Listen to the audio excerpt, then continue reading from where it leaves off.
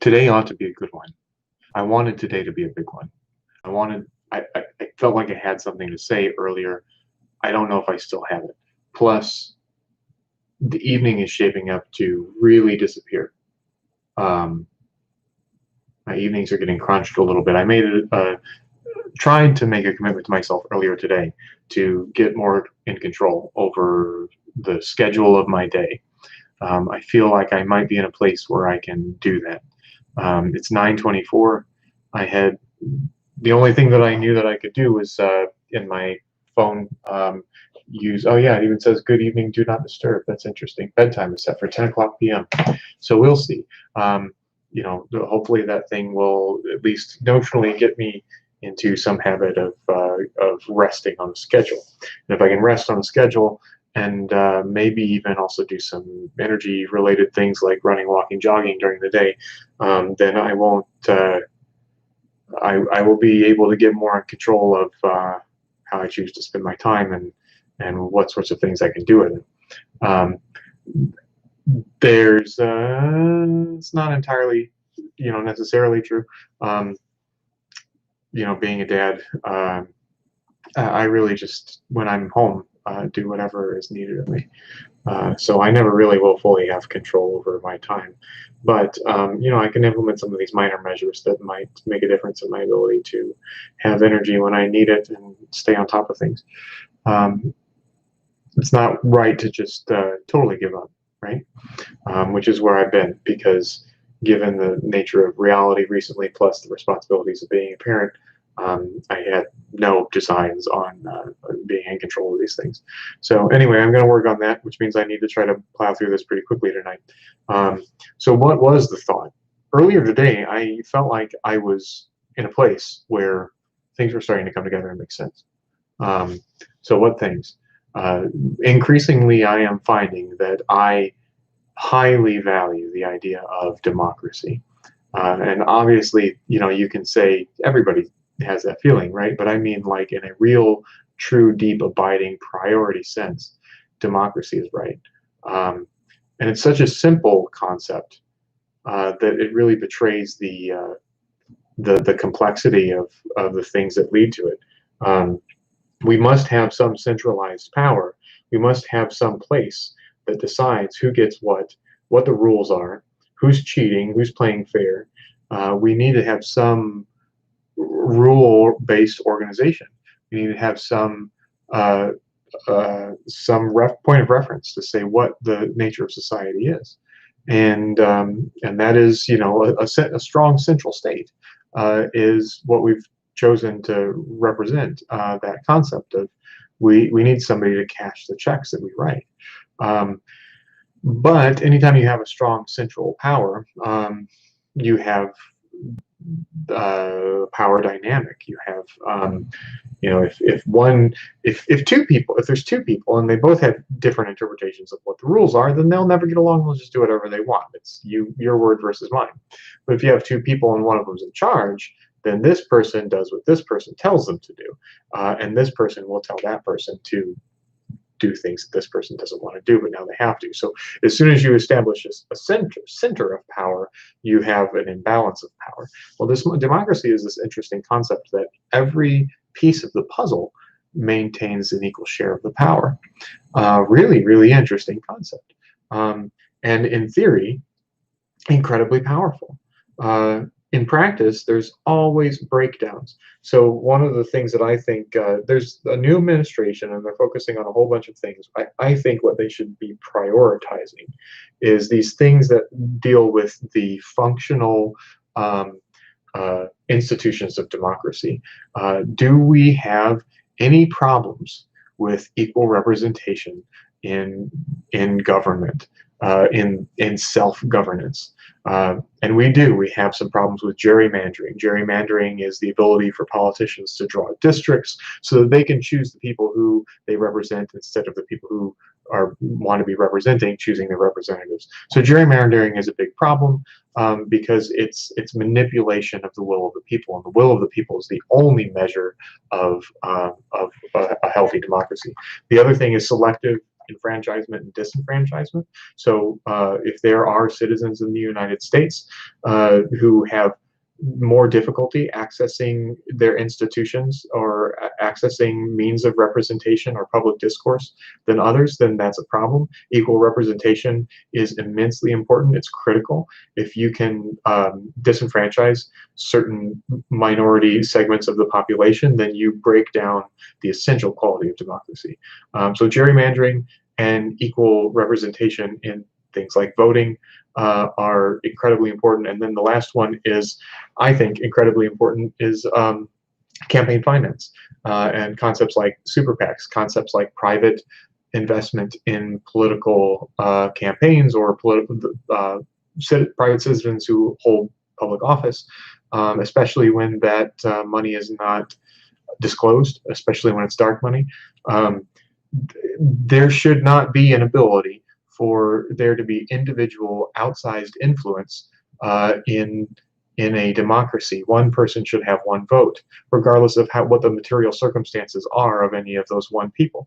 So if there is a billionaire investing their hundreds of millions of dollars into a campaign, that should not create a larger voice in the institutions of democracy than an individual vote from some other person. By all means, they have the right to act in the public sphere, in the market, and advertising and marketing and messaging is something that is a conversation for another time. There's a lot of stuff that needs to happen there, but direct monetary influence on political candidates or political offices or political campaigns flies in the face of the democratic principles of one person, one vote, and rule of by and for the people. So those things: campaign finance contributions, or campaign finance reform, gerrymandering, and equal access to voting, seem to me to be critical and are missing. And I have some theories as to why that might be. So what exactly are we dealing with right now when we talk about democracy being threatened? What have we been living through? What is going on? There are groups, subsections, subsegments within our population, within our democracy, that are struggling, vying for their own prominence with respect to other segments. And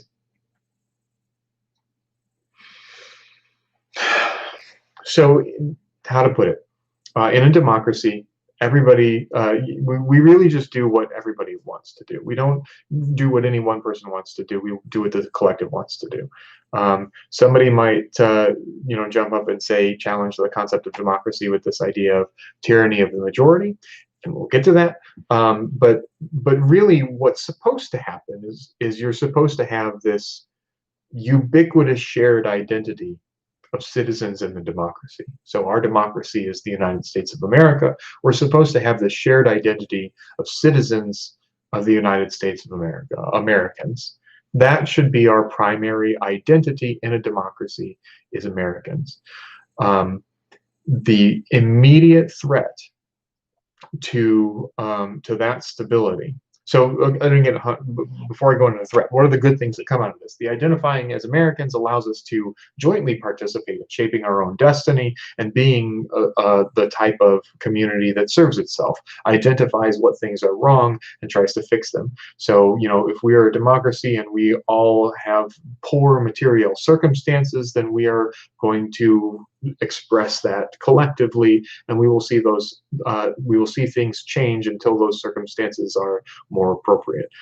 So as an example, when you're talking about what are the economic circumstances in America or in a democracy, and if you have I don't know which way the screen is doing it, probably like this, right? If you have a line that's like, well, the majority of people are poor, but then right when you get to the top edge, it's just like extreme wealth, then if that's continuing, then it's evidence that the democratic institutions are not working. Because what should be happening is all of these people should be seeing that there is something wrong, and they should be advocating for representation that adjusts and changes this until you get more of a normal distribution. And you will still, the majority of people should be right in the middle, and we should have, sigmas one way or the other about where they deviate from the middle, and we will still have poor, and we will still have rich.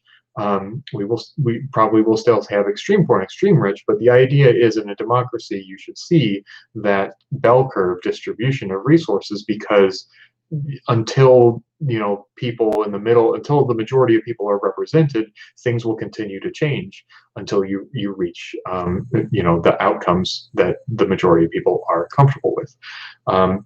And when you get in that sort of a situation, then the fact that there are poor people, well, you have a lot of people in the middle that can collectively do something about that.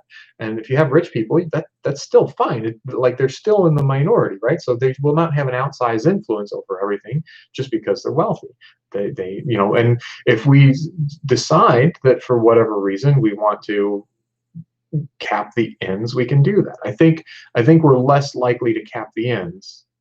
Now that I think about it, we're less likely to say, well, we need a minimum standard of living, and therefore we can't have rich people. I think we're more likely to say, well, if you just make sure everybody's in this distribution, then we'll collectively opt to take care of the poor, and we don't care what goes on with the rich people. The rich people can be rich. That's totally fine. Because it, again, fits in here, and everybody's being represented properly. So in addition to that, in a democracy where you have the systems working for the people and you have people actively participating in the economy, there's a whole bunch of new growth and new innovation and new production, and like it's not like a zero-sum thing, right? Like, we can move beyond what was previously scarce resources. We can grow the total material output of the economy by innovations. And everybody can get better if we're all participating. Now, if you're dealing with something extractive like this, where this many people are just like to the bare minimum engaged, and they hate themselves, and these people are taking all the wealth out to private interests, that you've really just gone back to a colony, and it's rebel, rebel, rebel, mad, mad, mad. It's just a slash and run, right? People are just paying themselves bonuses and leaving. They're dumping their stock and cutting and running. There's no growth there. There's no innovation there. There's no incentive to participate and innovate and grow.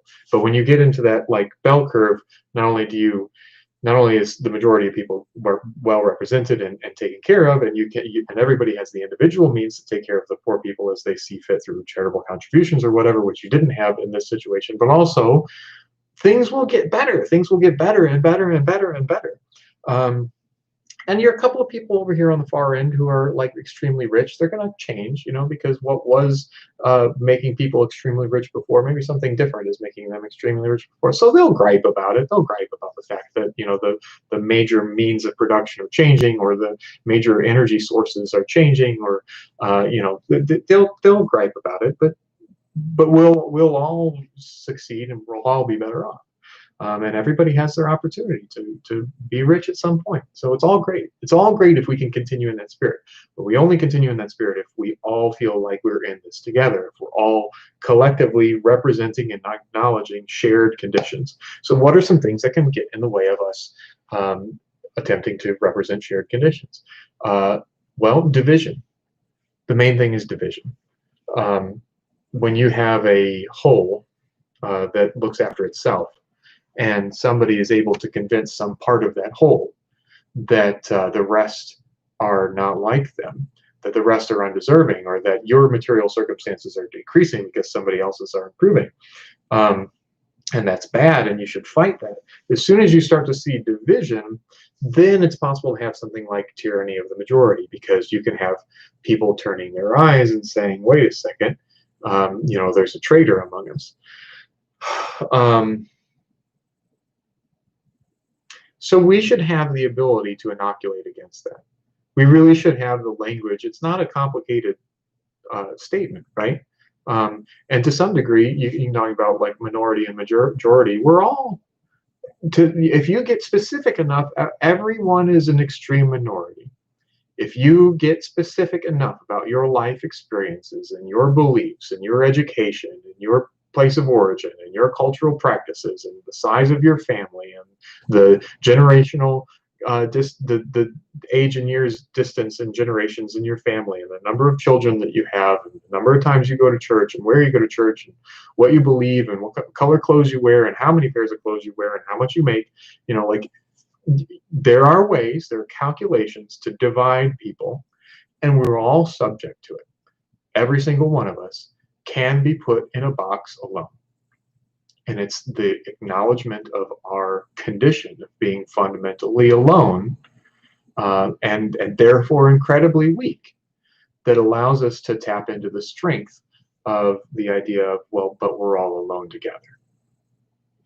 So there's conceptually, it's not too out there to inoculate against division. But there will always be forces attempting to poison the water, attempting to shape the discourse to divide. And it's not our jobs to chase those people down. It's not our jobs to, to investigate the validity and debate the premises of those people. It's just to know who they are, and to see them, and to invite them to return to the discourse or to ignore them. So, if there's a message that's put out there that says, hey, you should worry about him, he's trying to take something from you.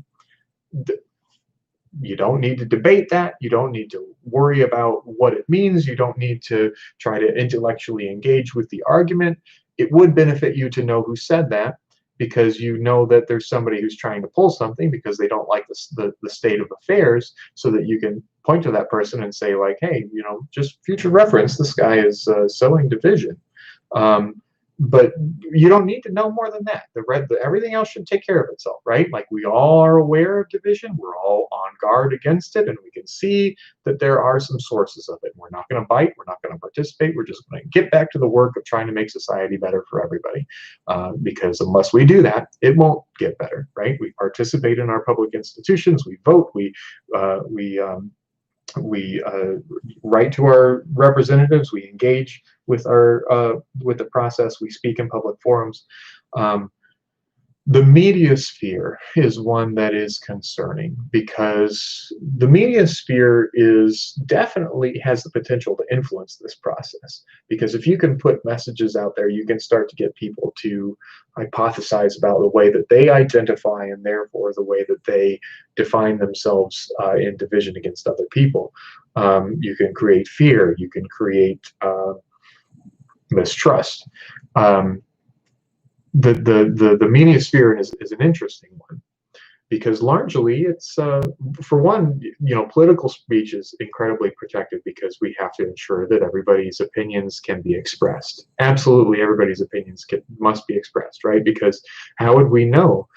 So let's go back to that normal distribution where the vast majority of people are fine, but there are some extremely poor people. You need to make sure that those extremely poor people, even though they are an extreme minority now, still have the opportunity to participate in public discourse, because maybe we want to choose to help those people. Maybe we want to choose to do something about it.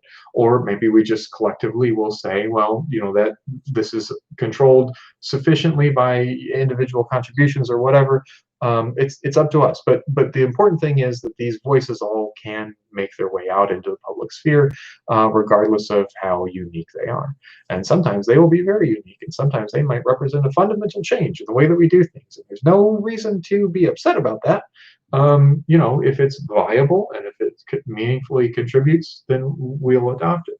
But there needs to be some inoculation against division in the media sector, or at least in the way that we consume media. And it's challenging,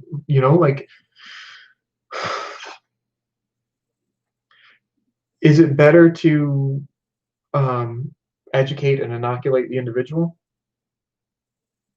Your message has to be simple, but it has to be culturally ubiquitous.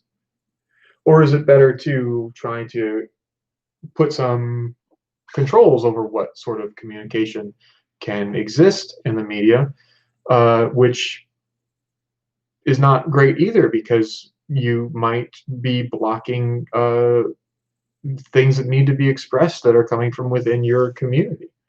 And that's not okay. Um, I guess the obvious answer would be something economical, right? Like we have 5 media conglomerates that control everything we consume, and there's the monopoly there is excessive, and or oligopoly, I guess, is excessive and doesn't seem to benefit the common good.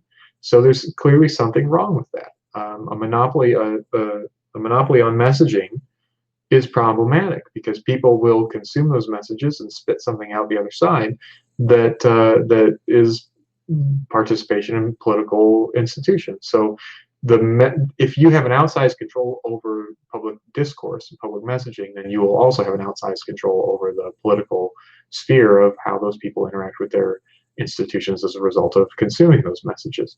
And that's true of things like Fox and ABC and NBC and CNN and whatever, just as it's true of things like Twitter and Facebook and Reddit, whatever else.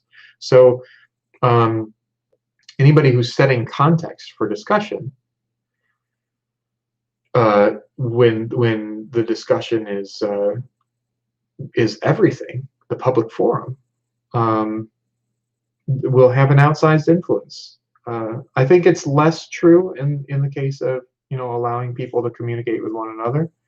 It's definitely more true in the like one-way communication of its programming. Like here is the media we want you to consume.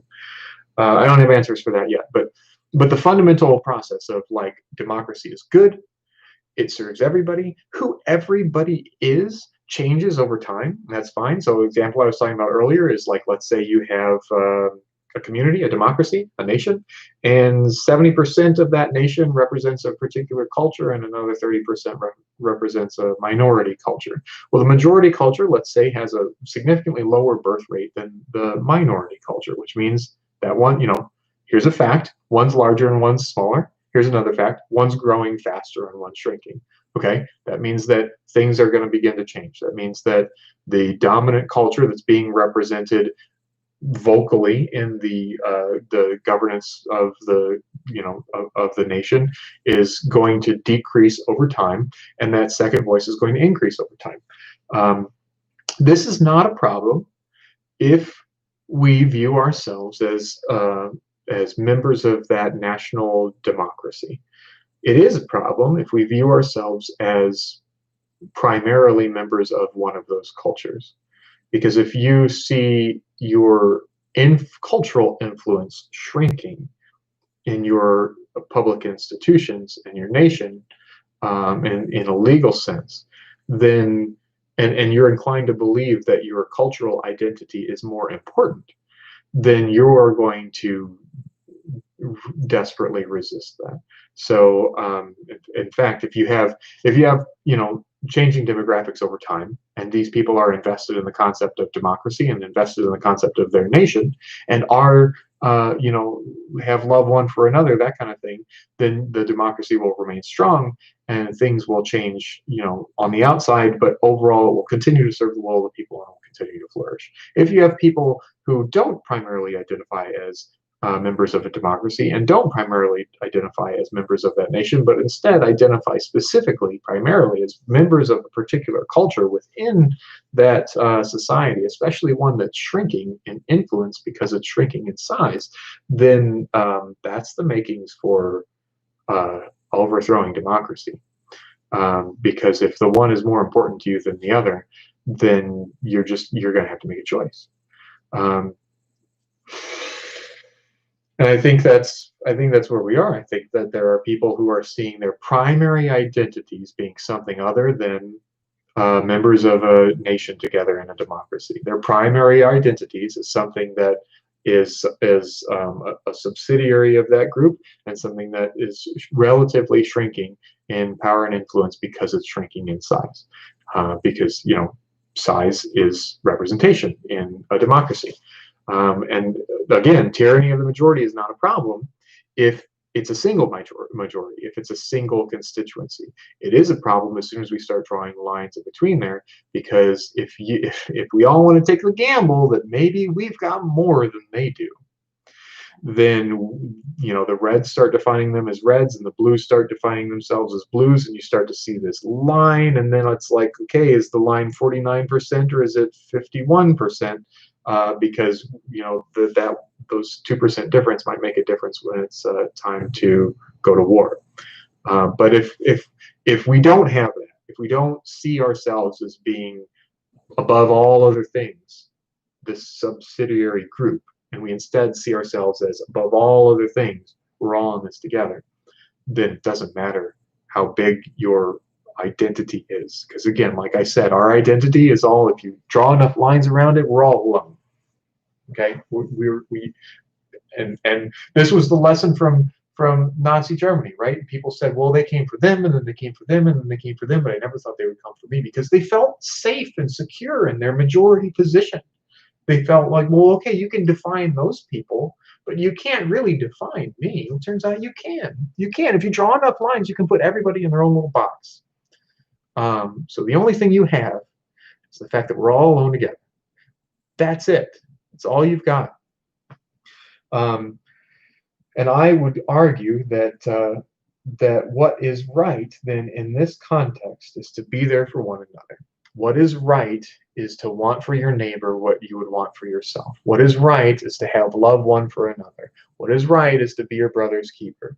All those kinds of things that I grew up believing, that are part of, again, a culture that is shrinking, and that's fine. Okay, that's fine. So a lot, I'm so mad because I'm seeing this schism in my own religious community that again makes me not want to be a part of my religious community, because these people are saying that, well, because we don't have representation in our nation anymore, we better go take it back. No, it's not your nation. Like, if you want to say this nation belongs to God, then that's, all things belong to God. Got it. If you want to say, therefore, we're going to go take it back, now you have a problem, because the book that I read does not say,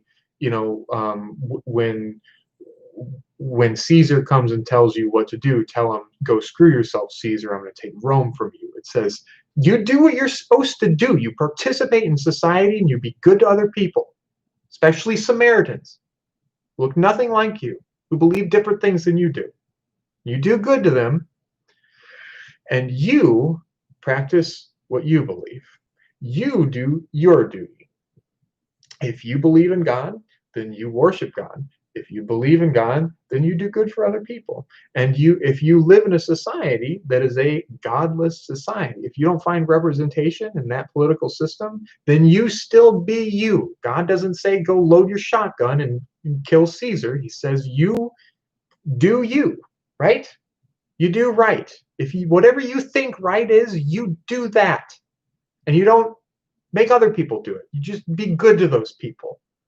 Leave them alone. Let them do their business. Now, there is also in that this idea of you live an example, right? And if you are an evangelical type Christian, then you're going to try to, I believe that my faith is what allows me to live eternity in heaven, and therefore I want that for other people. So I should try to do my best to give that to them. But it starts with you living an example of what this means for you, right? So I don't think you're setting a good example for why somebody should want to be a Christian if the answer is, well, God needs me to go kill some people, right? That's because God's losing his grip on this country. Like, what?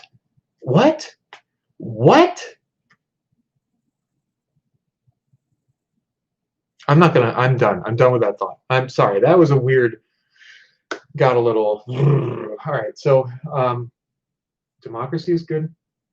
Will of the people is good. Your economy is going to thrive. Your living conditions are going to thrive.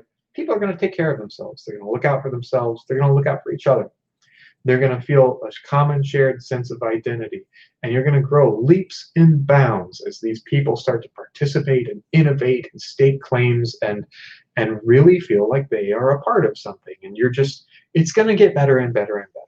And then somebody's going to try to come and divide it because they feel like they somehow got cheated, and you're going to have to say, look, there's one rule. We don't divide. We're all here for each other.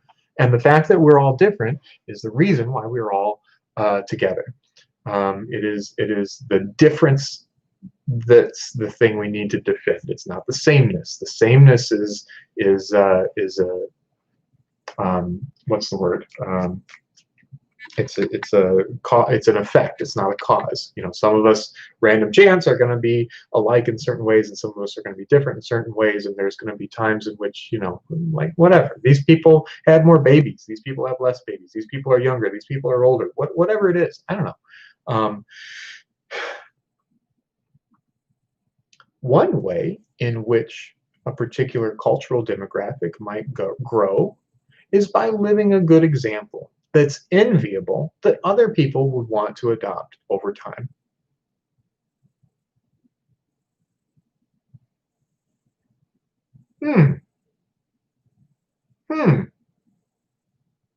How about that? If you behave yourself in a way that makes other people want to be around you, maybe they'll also behave themselves in that way, and maybe that culture will grow. Does it matter? No, because we're all still in a democracy, and we're all still going to be there for each other, whether we're alike or not. The core of it is the democracy. Okay? The core of it is the democracy. The core of it is the governed of, by, and for the people, whoever they are. And if one day 51% of them are speaking Spanish, then guess what? The law is going to be written in Spanish. Okay, and that's not a moral judgment. So here's the problem. We have currently some functional breakdowns in our democracy. We have things like gerrymandering. We have things like private funding in politics. We have systemic disenfranchisement, unequal disenfranchisement. And these things prevent us from being functionally a democracy. So in other words, there are ways in which the actual institutions of democracy are being compromised and are not running at full efficiency. We can see what the outcome should be and what the outcome is, and given the demographics of our population, there's a disparity there. So we should just fix those things. That's one thing that we really, really, really, really need to fix. But there's fear. There's a little bit of fear in closing that last little gap.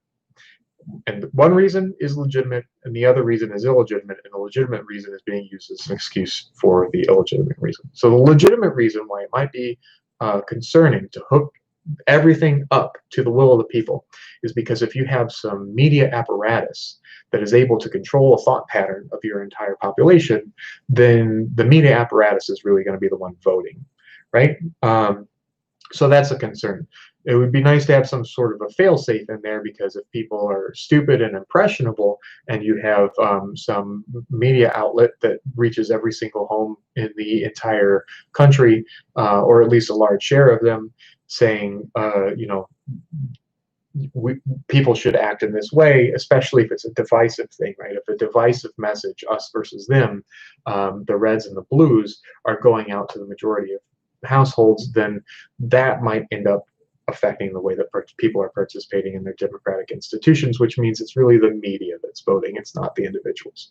So it's nice to have a little bit of a distance there so that you can have some plausible deniability in keeping your democracy functioning at a bare minimum, while not being too at the whim of this direct on-off switch that the media is playing to the society.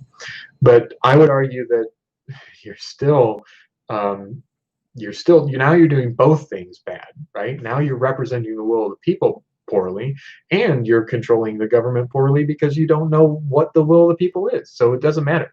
The reason that so that's the, like, okay, yeah, no, I can get that. Like, what happens if we have too strong of a media? We want a little bit of disconnect so we can still govern things, right? And not as if you run an article that says, you know, everybody who wears a green sweater should be put to death, and somehow that just ends up resonating with everybody and they all vote for that, then oh shoot, we have to put all the people wearing a green sweater to death because it's the will of the people. Where did this come from? When we all know it came from some like extremely pervasive media source.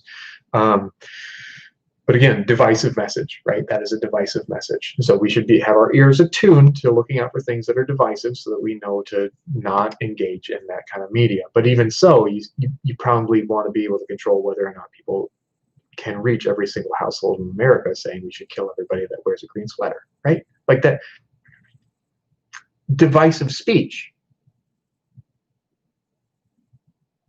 should be subject to some control. And it's complicated because it's hard to say what divisive speech is. Sometimes you can just state a fact and let people draw their own conclusions about it. Like hate speech has gotten more and more and more abstract to the point where only the people who are actively engaged already with the community know what's really being discussed.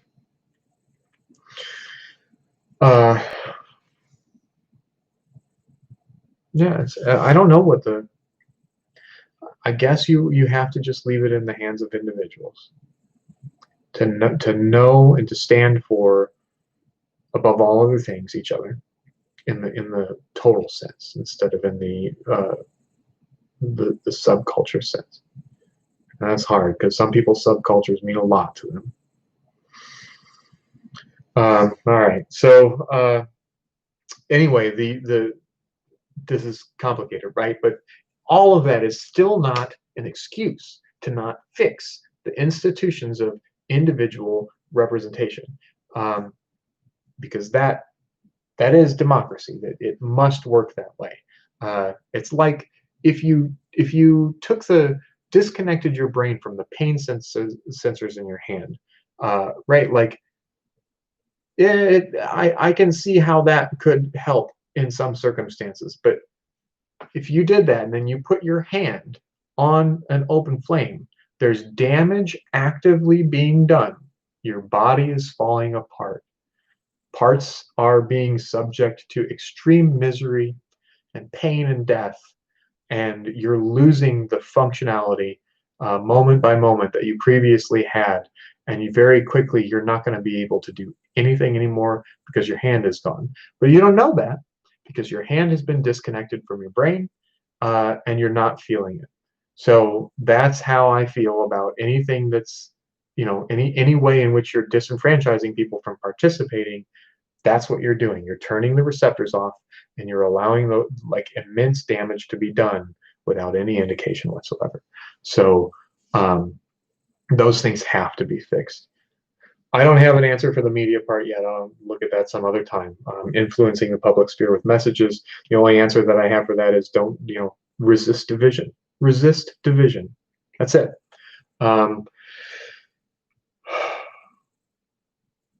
There's an idea that,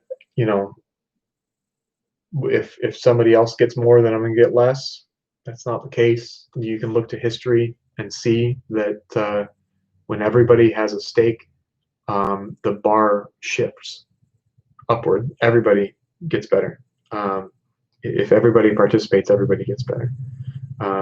If you have an extractive system and it meets a democracy, the two are incompatible because all of these people will vote and all of these people will participate. So in a true democracy, those people will right that imbalance. That sort of imbalance is not possible. It's not possible for a truly democratic nation to have wealth extraction by the few.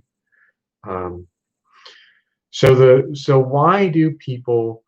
What's the secret reason, right? If we don't want to cook everything up, the legitimate reason is, well, we don't have control over the messages that are out there and what people are influenced. And I've shared my thoughts on that. The real reason might be, well, in the meantime, we've got this status quo.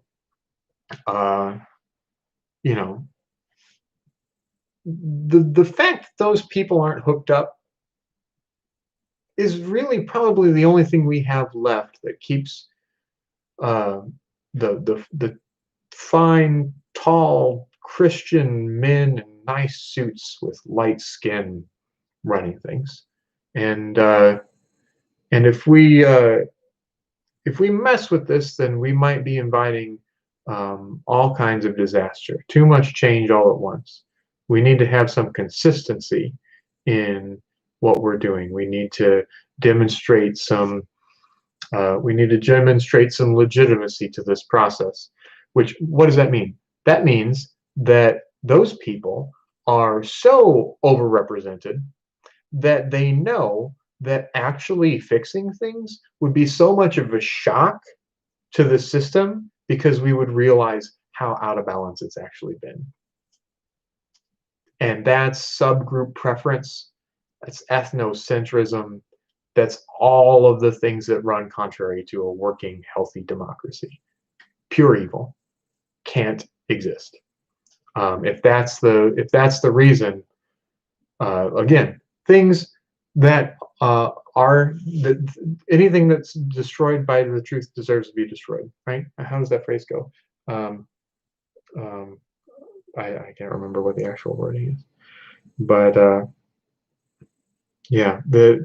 So long story short, I think the greatest good is this idea of democracy, and the functionality of the institutions is important. They need to actually be working. That needs to happen. If the institutions are actually functioning, then things will right themselves. If they don't right themselves, then there's something else going on, and that something else going on is in messaging. And messaging we can fix, we can inoculate against, right? We can get vaccinated against messaging, and that is by, if it looks like division, we don't do that here. We have love for one another. We are our brother's keepers. We want for our neighbor what we want for ourselves. We're all alone together, and we're all we're all part of one endeavor. We're all Americans together. We're all citizens together.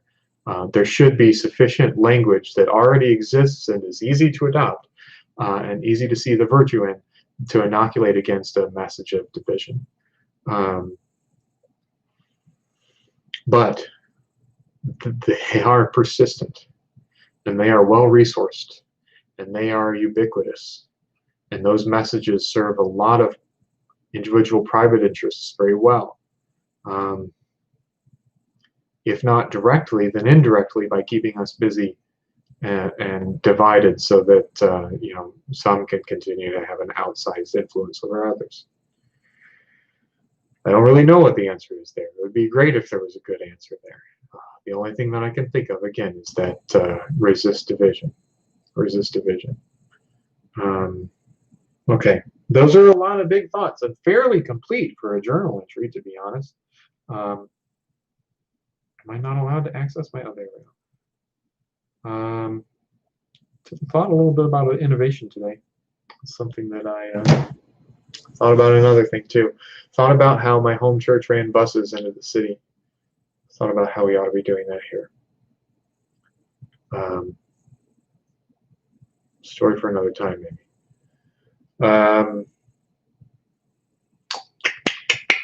Lots to think about. I might have some more writing and thinking to do about the nature of innovation tonight. But again, I'm not sure that that this is the forum for that right now. So I think that's my thought for tonight. Thank you, everybody, for taking the time to listen, and I hope you have a good day. All right, good night.